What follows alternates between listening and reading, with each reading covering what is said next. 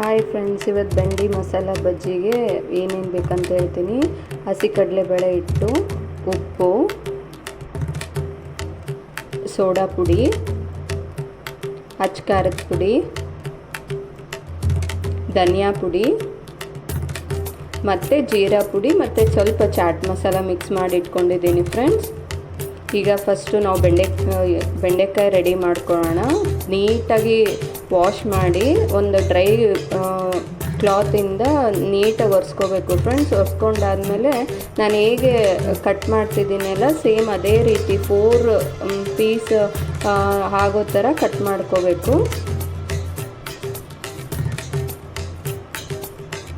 Same ನಾವು ಎಣ್ಗಾಯಿಗೆ ಬದನೆಕಾಯಿ ಎಲ್ಲ ಹಚ್ತೀವಲ್ಲ, ಸೇಮ್ ಅದೇ ಪ್ಯಾಟ್ರನಲ್ಲೇ ಕಟ್ ಮಾಡ್ಕೋಬೇಕು.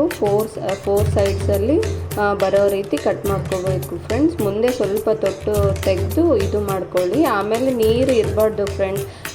ವೆಟ್ ಕ್ಲಾತಿಂದ ಇದು ಒರೆಸ್ಕೊಳ್ಳಿ ಚೆನ್ನಾಗಿ. ಡ್ರೈ ಕ್ಲಾತಿಂದ ವೆಟ್ ಅಂಶ ಇರಬಾರ್ದು. ಮತ್ತು ನಾವು ಬಾಣಲಿಯಲ್ಲಿ ಹಾಕಿದರೆ ಸಿಡಿಯೋ ಚಾನ್ಸಸ್ ಇರುತ್ತೆ. ಅದಕ್ಕೆ ನೀಟಾಗಿ ಡ್ರೈ ಮಾಡಿಕೊಂಡು ಈ ಥರ 4 ಡೈರೆಕ್ಷನ್ಸಲ್ಲಿ ಕಟ್ ಮಾಡ್ಕೊಳ್ಳಿ ಫ್ರೆಂಡ್ಸ್.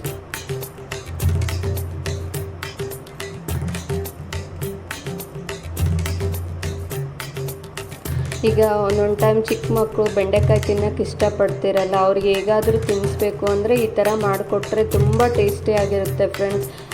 ಈಗ ಬಜ್ಜಿಗೆ ಹಿಟ್ಟು ರೆಡಿ ಮಾಡ್ಕೊಳ್ಳೋಣ. ನಾನು ಹಸಿ ಕಡಲೆಬೇಳೆ ಹಿಟ್ಟು ಅಂದರೆ ಮಿರ್ಚಿ ಹಿಟ್ಟು ಹಾಕ್ಕೊತೀವಲ್ಲ ಅದು. ನಿಮ್ಗೆ ಎಷ್ಟು ಬೆಂಡೆಕಾಯಿ ಇದೆ ಆ ಪ್ರಪೋರ್ಷನಲ್ಲಿ ಮಿಕ್ಸ್ ಮಾಡ್ಕೊಳ್ಳಿ. ಆಮೇಲೆ ರುಚಿಗೆ ತಕ್ಕಷ್ಟು ಉಪ್ಪು, ಆಮೇಲೆ ಒಂದು ಚಿಟಿಕೆ ಸೋಡಾ ಪುಡಿ ಫ್ರೆಂಡ್ಸ್.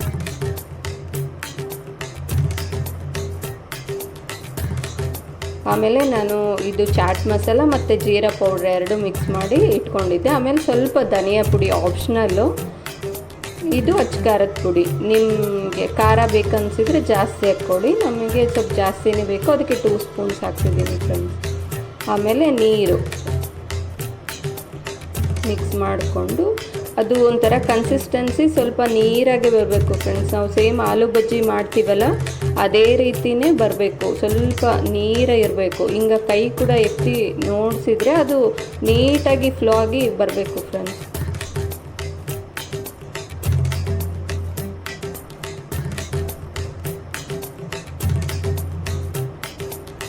ನೋಡಿ ಹಿಂಗೆ ಎತ್ತಿ ಹಾಕಿದರೆ ನೀಟಾಗಿ ಹಿಂಗೆ ಇಳಿಬೇಕು. ಇದಾರು ಸ್ವಲ್ಪ ಫ್ಲೋಯಿ ಕನ್ಸಿಸ್ಟೆನ್ಸಲ್ಲೇ ಇದ್ದರೆ ಚೆನ್ನಾಗಿ ಫ್ರೆಂಡ್ಸ್. ಇದಕ್ಕೆ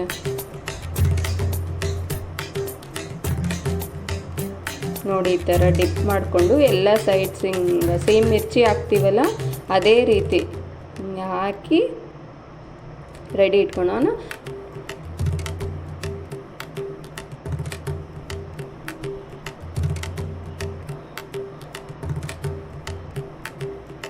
ಈಗ ಎಣ್ಣೆ ರೆಡಿ ಮಾಡ್ಕೊಳ್ಳೋಣ ಫ್ರೆಂಡ್ಸ್.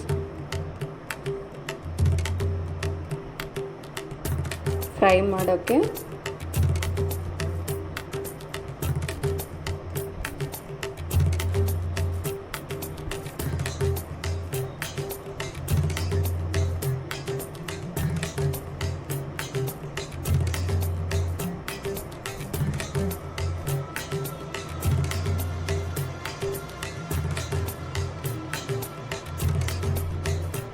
ಈಗ ಎಣ್ಣೆ ಕಾದಿದೆ ಅನಿಸುತ್ತೆ ಫ್ರೆಂಡ್ಸ್. ನೋಡಿ ಈಗ ಬಜ್ಜಿ ಹೇಗೆ ಹಾಕೋದಂತ ತೋರಿಸ್ತೀನಿ. ಬೆಂಡೆಕಾಯಿ ಬಜ್ಜಿ ಫ್ರೆಂಡ್ಸ್. ನೀವೆಲ್ಲ ಮಿರ್ಚಿ ನೋಡಿರ್ತೀರ, ಆಲೂಗಡ್ಡೆ ನೋಡಿರ್ತೀರ, ಬದನೆಕಾಯಿ ನೋಡಿರ್ತೀರ. ಬಟ್ ಬೆಂಡೆಕಾಯಿ ರೇರು. ಬಟ್ ಬೆಂಡೆಕಾಯಿ ಯಾರು ಇಷ್ಟಪಡಲ್ಲ ಆ ರೀತಿ ತಿನ್ನೋಕ್ಕೆ ಈ ಥರ ಮಾಡಿ ಕೊಟ್ಟರೆ ತುಂಬ ಟೇಸ್ಟಿಯಾಗಿರುತ್ತೆ ಫ್ರೆಂಡ್ಸ್.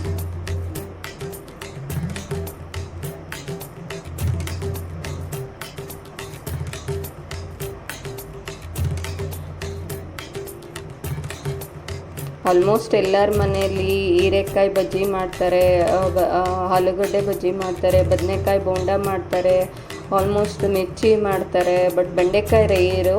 ಈ ಥರ ಬೆಂಡೆಕಾಯಿ ಇದ್ದಾಗ, ಆಮೇಲೆ ಚಿಕ್ಕ ಮಕ್ಕಳಿಗೆ ಬೆಂಡೆಕಾಯಿ ಕೊಡೋದು ತುಂಬ ಇಂಪಾರ್ಟೆಂಟ್ ಫ್ರೆಂಡ್ಸ್. ಅದು ಬ್ರೈನ್ ರಿಲೇಟೆಡ್ಗೆ ತುಂಬ ಉಪಯೋಗ ಆಗುತ್ತೆ. ಅವ್ರಿಗೆ ಬುದ್ಧಿಶಕ್ತಿ, ಜ್ಞಾಪಕಶಕ್ತಿ ಬರೋಕ್ಕೆ ಯೂಸ್ ಆಗುತ್ತಲ್ಲ ಫ್ರೆಂಡ್ಸ್. ತಿನ್ನಲ್ಲ ಅನ್ನೋರಿಗೆ ಈ ರೀತಿ ಮಿರ್ಚಿ ಮಾಡಿಕೊಟ್ರೆ ತುಂಬ ಟೇಸ್ಟಿಯಾಗೂ ಇರುತ್ತೆ ಫ್ರೆಂಡ್ಸ್. ಆಮೇಲೆ ಹೆಲ್ದಿಯಲ್ಲಿ ಎಲ್ಲ ಮನೆಯದ್ದು ಐಟಮ್ಸ್ ಅಲ್ವಾ, ಇದರಲ್ಲಿ ಏನೂ ಇದಿರಲ್ಲ. ಸ್ವಲ್ಪ ಟಿಶ್ಯೂ ಪೇಪರ್ ಮೇಲೆ ಎಣ್ಣೆ ಇದು ಮಾಡಿ ಕೊಟ್ಟರೆ ತುಂಬ ಹೆಲ್ದಿಯಾಗಿರುತ್ತೆ ಫ್ರೆಂಡ್ಸ್.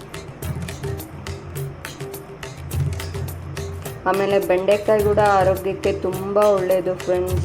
ಕಾನ್ಸ್ಟಿಪೇಷನ್ಗಾಗಲಿ, ಆಮೇಲೆ ಮೆಮೊರಿ ಪವರ್ ಮೇನ್ ಬೆಂಡೆಕಾಯಿ ತಿಂತ ಬಂದರೆ ಮಕ್ಕಳಿಗೆ ಕೊಡಬೇಕು ಫ್ರೆಂಡ್ಸ್. ಸ್ಕೂಲಿಗೆ ಹೋಗೋ ಮಕ್ಕಳಿಗೆ, ಚಿಕ್ಕ ಮಕ್ಕಳಿಗೆ ಬೆಂಡೆಕಾಯಿ ಹಸಿದು ಕೊಟ್ಟರು ಕೂಡ ಇನ್ನೂ ತುಂಬ ಉಪಯೋಗ ಆಗುತ್ತೆ ಫ್ರೆಂಡ್ಸ್.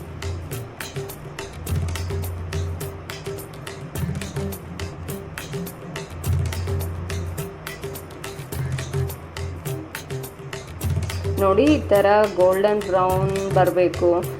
ನಿಮಗೆ ತುಂಬ ಕ್ರಿಸ್ಪಿ ಬೇಕಂದರೆ ಸ್ವಲ್ಪ ಅಕ್ಕಿ ಹಿಟ್ಟು ಕೂಡ ಆ್ಯಡ್ ಮಾಡ್ಕೋಬೋದು ಫ್ರೆಂಡ್ಸ್. ಅದು ಆಪ್ಷನಲ್ಲು, ಗಟ್ಟಿಗೆ ಬರುತ್ತೆ. ಆಮೇಲೆ ಅಕ್ಕಿ ಹಿಟ್ಟು ಒಬ್ಬೊಬ್ರಿಗೆ ಹಾಕೋ ಅಭ್ಯಾಸ ಇರುತ್ತೆ. ನೋಡಿ ಫ್ರೆಂಡ್ಸ್, ಈ ಕಲರ್ ಬಂದರೆ ಸಾಕು ಆಗಿದೆ ಅಂತ. ಎಲ್ಲ ಎಣ್ಣೆ ಎಲ್ಲ ಚೆನ್ನಾಗಿ ಡ್ರೈ ಮಾಡಿಕೊಂಡು ಇದು ಮಾಡ್ಕೊಳ್ಳಿ ಫ್ರೆಂಡ್ಸ್.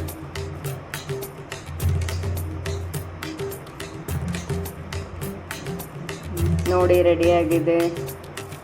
ನೋಡೋಕೆ ಕೂಡ ಎಷ್ಟು ಚೆನ್ನಾಗಿರುತ್ತೆ ಫ್ರೆಂಡ್ಸ್. ಗೆಸ್ಟ್ ಯಾರಾದರೂ ಬಂದಾಗ ಮಿರ್ಚಿ ಇರ್ಬೋದು, ಬಟ್ ಒಂದೊಂದು ಸರಿ ಮನೆಯಲ್ಲಿ ಬೆಂಡೆಕಾಯಿ ಇದ್ದರೆ ಈ